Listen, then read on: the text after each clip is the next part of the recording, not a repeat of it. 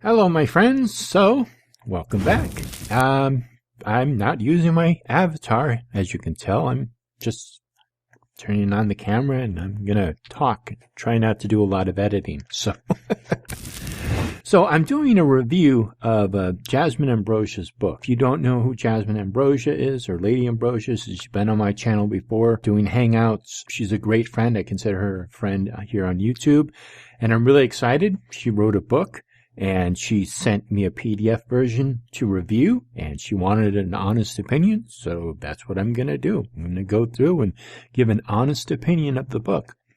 Again, a link to her channel will be below, and the book is on witch flight, or astral flight, or astral travel. Would recommend it for somebody who's a little more advanced, not somebody who's beginning or just starting out in witchcraft. And with that said, let me get into my criticisms of the book, things that I could relate to in it, and then finally, I'm going to also point out some things that I really liked about the book, and then give an overall rating of it.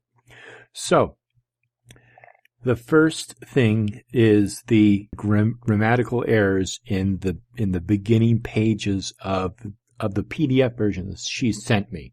So that was the biggest thing that lowered the score of this book. If she corrected those errors and this was just in my PDF version she sent me, then the rating is going to change, and I'll just talk about that at the end. Then my biggest pet peeve was that she was having an acronym, but not giving the full meaning of the acronym. And the acronym that she uses is UPG. And I've heard that term UPG before. I'm not very familiar with it. I've been hearing it here and there. But it stands for, from my understanding of what she probably meant in the book, was unverified personal gnosis.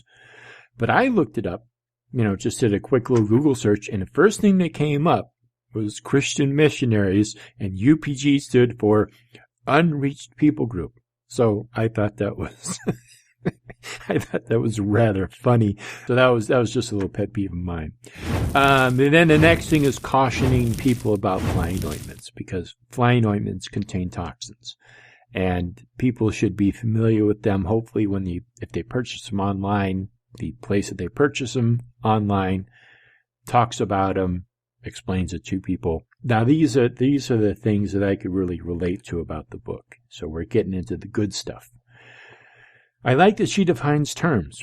I think that that's very important for people to know what they're talking about. And lunar wisdom, cricket song. I don't know if this was an influence that Jasymne got from her, but lunar wisdom, cricket song, she was really big on that. And I think that's a good exercise to make sure that whatever you're talking about, you both are talking about the same thing, because you might be talking about the same thing but have a different definition for it. So I think that's really good. Astral travel, man, witch flight. I think that's the heart of the book. But I could really relate to witch flight because to me it reminded me of astral travel. She gives some good advice on meditation, visualization. I like the artwork. The artwork is very symmetrical, and I love symmetry. She includes rituals, which is really good for attaining your familiar or your fetch. I think that's great. I love it when people include rituals into their books. She gives some good advice on black mirrors and how to create them. I keep mine I have a round obsidian mirror that I use, and I always keep it in a black bag just because I don't like light to get on it. And I use a little plastic frame to hold mine up. You can buy wooden frames or plastic frames, usually in art stores, and I just put mine on that whenever I'm going to use it. And she also recommends using a picture frame, but ones that have a little stand on it, so you can paint the mirror black or the glass black, and then you have it so it can also stand on an altar. I think that's great advice. She talks about the four kingdoms, and the four kingdoms reminded me of the four cities in Irish mythology, namely Phileas, Phineas, Gorlias, Mirius, and each represented the four cities from Irish mythology. Each represented an element having a purpose and a treasure.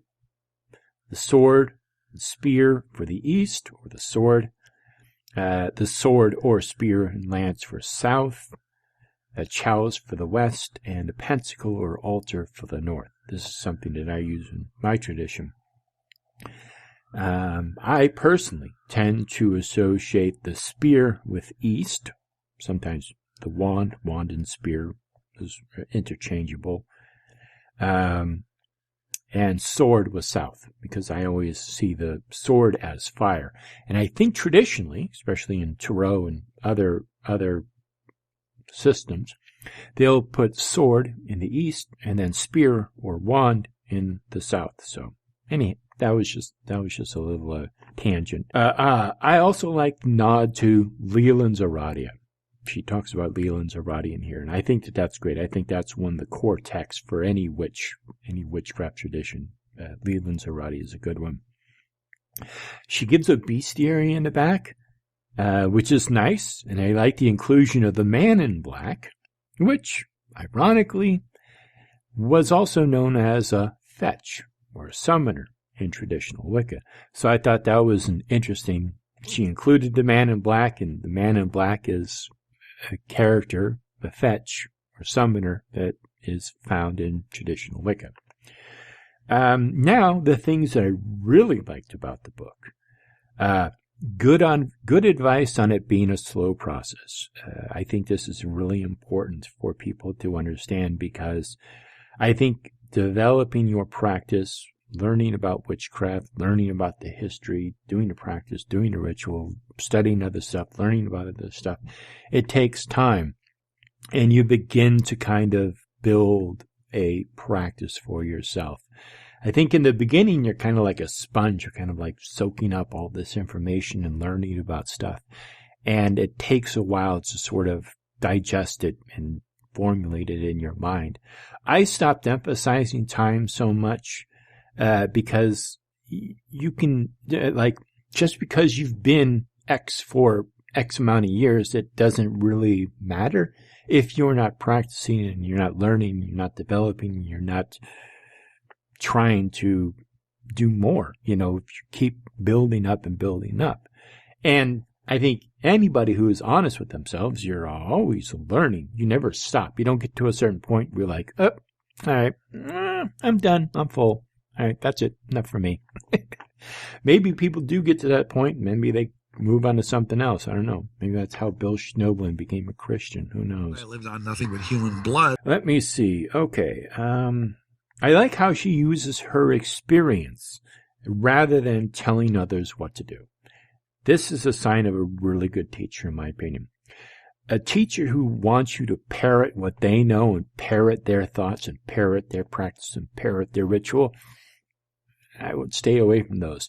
But I like it when, and I think she is a teacher. I think she's a really good teacher, because they'll tell you, they'll give you their experience of what they did and how they did whatever it is that they did, and just sort of guide you so that you begin to develop your own way of doing things and your own way of thinking and approaching things. And I think that's really good. So they use their experience and not just wanting you to parrot what they know.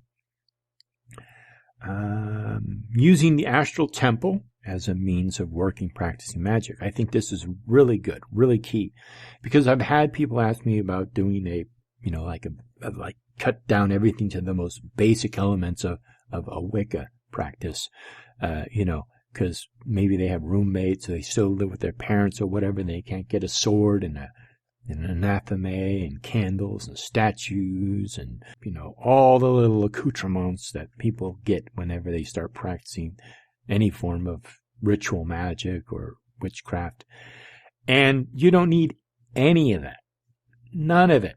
Not a single one. The only thing you need is the ability to astrally travel and be able to create a circle, create a sacred space in your mind, in your visualization, in your witch flight, in your astral travel.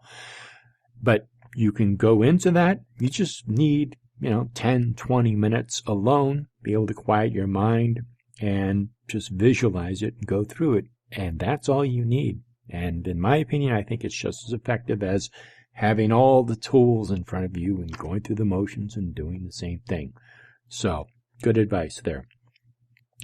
I like that she clearly defines the purpose of the book in the beginning pages of the book, because for the reader who's just, flipping through the book, wondering if they want to buy it or not, they can read about, witch flight, wonder what this is, and it kind of gives a very basic outline of everything she's going to be talking about, and I think that that's really good. The apple visualization, this is great. I love the apple visualization that she gives in the book. The apple visualization is something that I've done. She also talks about how some people might not have the ability to visualize as much as other people, but it's really good because it exercises your imagination, your ability to visualize.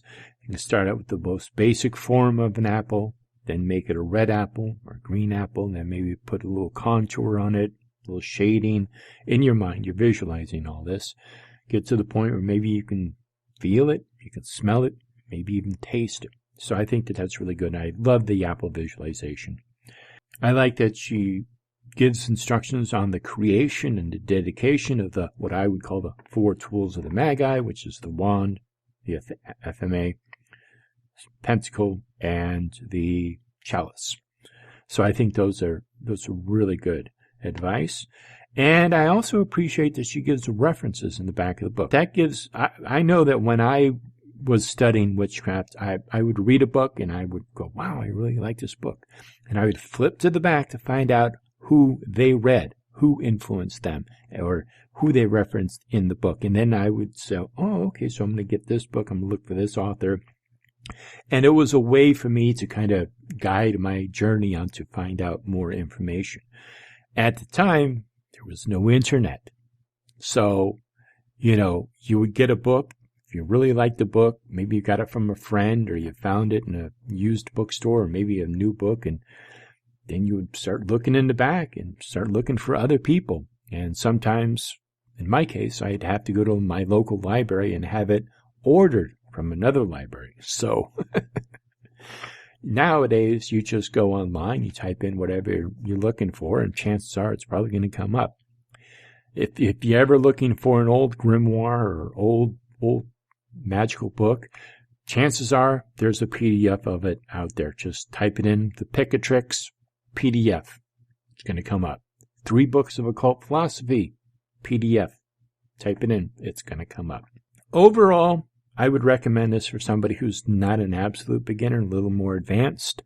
And I would give it 3.5 stars. And the only reason why I'm giving it 3.5 stars is because of the grammatical errors at the beginning of this book. If those were just in the PDF version that she sent me, because maybe it was a draft PDF that she sent to the publisher or whoever it was that she got the book published through, then it changes and it goes up a whole point, goes up to 4.5 stars. So, that's my honest opinion of this book. And if you're interested in astral flight, witch flight, and finding out a little more about traditional, quote-unquote, traditional witchcraft, I would definitely recommend this book.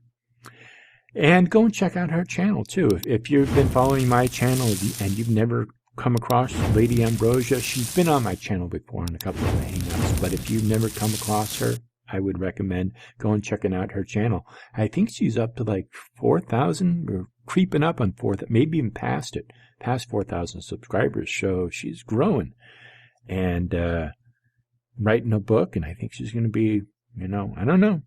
She might be working on another one. I don't know. I'm just thinking that maybe she might. So I'll be looking forward to that. If she is, I don't know if she is. So anyhow, that's it for me. Little behind the scenes here of working on the green screen. Going to try and do some more stuff and start maybe doing some hangouts again.